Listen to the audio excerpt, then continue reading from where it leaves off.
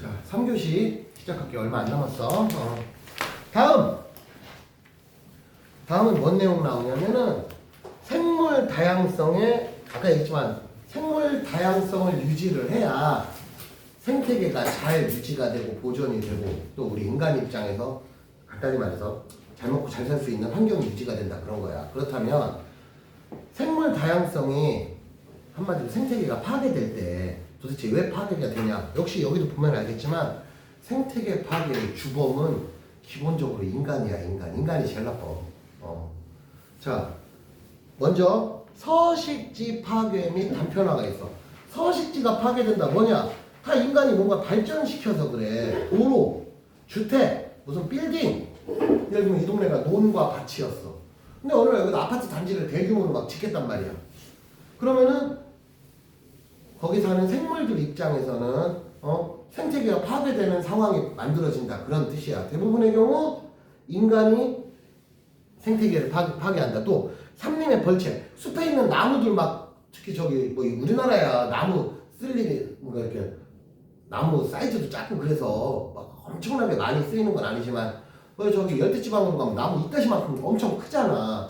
저 인도네시아 막 이런 데 가면은. 그래서 나무, 벌채, 나무 이제 자르는 거 얘기하는 거야. 자, 밑에 그림 봐봐. 서식지 단편화가 뭐냐면 저렇게 서식지가 저렇게 해서 생물들이 잘 살고 있었는데 갑자기 중간에서 도로를 하나, 고속도로 하나 나왔어. 그러면 이쪽하고 저쪽하고 서식지가 단절되잖아. 교류가 안 된다는 거지. 그래서 저거 지나가다가 니네도 알다시피 로드킬 당하는 거야, 생명체들이. 로드킬이 뭔지 알지? 지나가다가 괜히 차도에 나갔다가 차에 쳐 죽고. 우리나라 같은 경우 대표적으로 고라니가 그런 계열이잖아. 그래서 생태계가 파괴된다. 인간의 발전이지, 발전. 그러니까 인간은 발전을 하지만 개발하는 과정에서 생태계는 파괴가 된다. 그 다음에 불법 포획과 남획. 불법 포획은 말 그대로 뭘 잡아들이는 거고, 남획은 너무 많이 잡는 거야. 그러니까 불법 포획은 잡으면 안 되는 애를 잡는 거고, 남획은 잡아도 되는데 너무 많이 잡는 거야. 그런 걸 남획이라고 불러. 응? 그러면 당연히 생명체 쪽수가 엄청나게 줄어들겠지. 그 다음에 외래생물의 유입. 외래생물이 유입이 되면서 생태계가 파괴가 될 수도 있다. 왜냐? 어떤 외래생물 같은 경우는 천적이 없어. 천적이 없으면 어떻게 되냐면 내추럴한 컨트롤이 불가능하단 말이야. 그 동네에서 얘가 왕이야. 그럼 얘는 엄청나게 개체수가 늘어나지만 얘가 잡아먹는 애들은 개체수가 빵빵 줄어들 거 아니냐. 그 대표적인 게 뉴트리아 저기 쥐새끼 같이 생겨가지고 좀 커다란 들쥐. 그러니까 따지면 고양이 해. 그래서 저게 이제 부산 그 동네에 뉴트리아가 한때 되게 많았어. 그래서 뉴트리아 저거 한 마리 잡아오면 한 마리당 뭐 얼마씩 이렇게 한때 그러던 시절도 있었어. 뉴트리아가 생태계를 파괴한다 그래서. 쟤는 우리나라 대한민국 토종 생명체는 아니야. 미국에선가 아마 들어왔을 거야 아마. 그 다음에 가시박이라는 덩굴식물 같은 게 있는데 저런 애가 생존력은 엄청 뛰어난데 남의 생명체를, 다른 애 어떤 생명체의 번식을 방해하는 이런 애도 있을 수 있다는 거야. 그 다음에 블루길. 블루길은 나 뭔지 잘 모르겠다. 하여튼 저런 애가 바다에 들어오면, 그러니까 우리나라 강명, 그러니까 민물, 강이지 강에 오면 어린애들 막, 어린 생명체, 어린 물고기들을 막 잡아먹는다, 뭐 그런 거. 그 다음에 환경오염이 또 있을 수도 있고. 그냥 보면은 이런 내용들은 니네가 원래 어느 정도 인식하고 있던 내용들이야. 또 한때 우리나라 또 저기 유행했던 것 중에는 황소개구리 있었잖아, 얘들아. 황소개구리도 우리나라 토종 생명체가 아니야. 근데 이놈이 웃긴 게 개구리거든? 원래 개구리 하면 뭐냐? 뱀하고 개구리 비교하면 뱀한테 천적이잖아. 개구리가 뱀한테 쪽도 못 쓰는 거잖아, 원래. 이 황소개구리는 등치가 이따시만 하다 보니까 막 조그만 물뱀을 잡아먹는다고. 우리나라 흔히 율목이라고 부르는 우리나라 논이나 밭에서 요새 많이 멸종이 됐는데, 이런 막 뱀을 잡아먹어, 개구리가. 야, 앞뒤가 안 맞지. 그치, 뭐 이상하잖아. 근데 그래서 황소개구리 때문에 걱정이 많았었어. 근데 신기하게도 외가리, 니네 외가리 뭔지 알지? 새 중에 약간 그 학처럼 생긴 비스무리하게 있었더니 이 녀석이 또 그 새 중에 완전 개깡패예요. 근데 어느 날 외가리가 황소개구리를 잡아먹어보더니 야 저거 맛있네? 그러면서 황소개구리에 대한 천적이 된 거야. 그래서 다행히도 이제 황소개구리가 지금 저절로 컨트롤이 됐어. 그래서 지금은 이제 들에 나가도 황소개구리 때문에 야, 안 되겠다 이런 일이 없어졌어. 이렇게 저절로 컨트롤이 되면 다행인데 그렇지 않은 경우면 이제 우리가 인간이 끼어들어서 야 저런 애 좀 잡아야 되겠다 할 수도 있다는 거지. 뭐 그런 얘기 나오는 거야. 그래서 생물 다양성 보전을 위한 노력이 뭐냐 37페이지 보면 개인적으로는 뭐 에너지를 절약하고 에너지는 왜 절약하는 게 생명 다양성하고 뭔 상관이냐 에너지의 근원이 되는 게 대부분 생명체일 수도 있다는 거야. 우리가 에너지를 많이 쓴다는 거는 무언가를 소모한다는 거잖아. 그런 얘기. 그 다음에 자원을 계속 무분별하게 쓰기로 나무를 예를 들어볼게.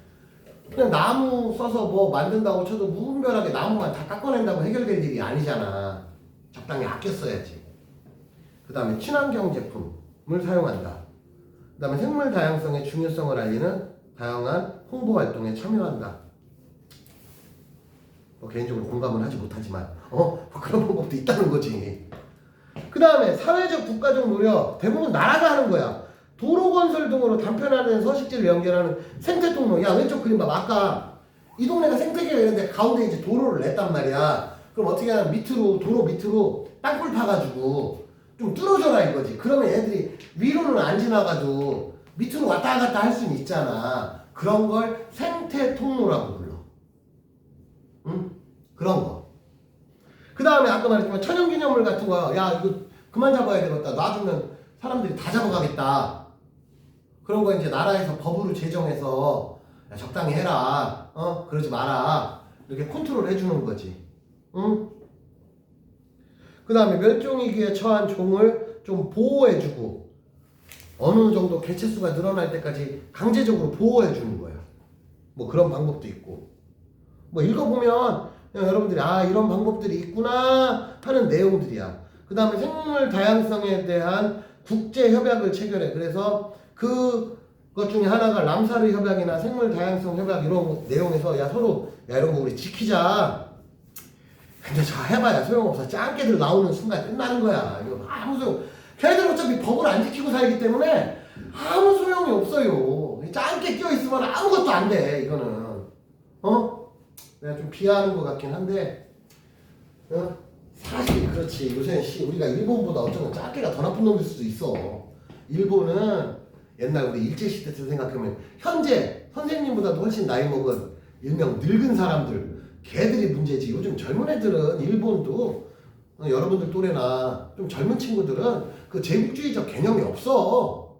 솔직히 걔네 입장에서도 솔직히 말해서 일본이 우리나라 식민지 하던 게 지금 20대 일본 애들하고 솔직히 뭔 상관이 있냐 따지고 보면 맞잖아. 걔들은 태어나 보니까 우리가 그랬대고 그럼 내가 뭐 지금 20대 일본 애들이 또 걔들이 또 죄송하면서 살아야 되는 것도 웃기잖아. 그렇지 않냐? 맞잖아. 그것도 이상한 거야. 응? 그렇게 따지면 징기스칸의 후예인 몽골은 우리나라랑 겁나 또 친하잖아. 그것도 웃긴 거지. 그렇게 따지면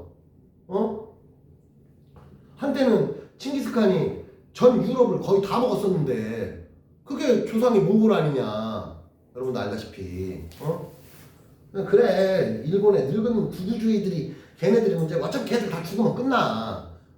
그러니까 물론 우리가 잊지는 말아야지. 나라가 힘이 약하니까 이런 별 거지 같은 일을 다 당했다. 그거 자체를 잊어서는 안 되지. 근데 그게 무조건 미워한다고 해결될 일이 아니잖아. 지금의 10대, 20대 일본 애들 중에는 물론 또라이도 있겠지만 의외로 안 그런 사람들도 꽤 많단 말이야. 그래서 오히려 우리나라랑 요즘 젊은 세대들은 선생님보다도 더 어린 요 젊은 세대들은 20, 30대 젊은 세대들은 일본하고 친하게 지낸단 말이야. 근데 짱깨는 답이 없어. 그거는 늙은 놈이나 젊은 놈이나 아무 그 답이 없어 진짜로. 아니 좋은 일이 없잖아 걔들은. 그렇잖아. 무슨 중국 무슨 예시 나오는 거 보면 좋은 게 하나도 없어. 젊은 놈들도 또라이고 늙은 놈들도 또라이야. 중국은 다 또라이야. 다 또라이. 응? 그렇다. 물론 어디까지나 선생님 개인적인 생각이었습니다. 이거를 여러분들이 객관화 시켜서는 안 됩니다. 여러분들이 속으로 나는 그렇게 생각 안 하는데요. 그럼 네 말이 다 맞아요. 근데 개인적인 생각이다. 네, 그렇다. 야 37페이지 큐 풀어봐. 몇 문제 안 되니까.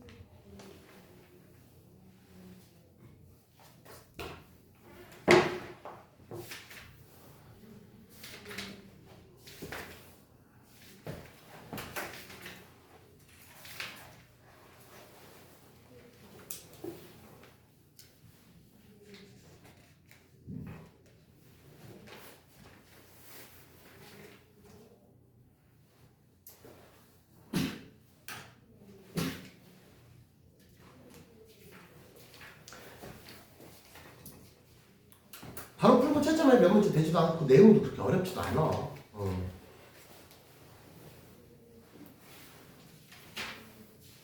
그리고 마지막 4번 문제 생물 다양성 협약은 바로 위에 나와 있어. 바로 위에.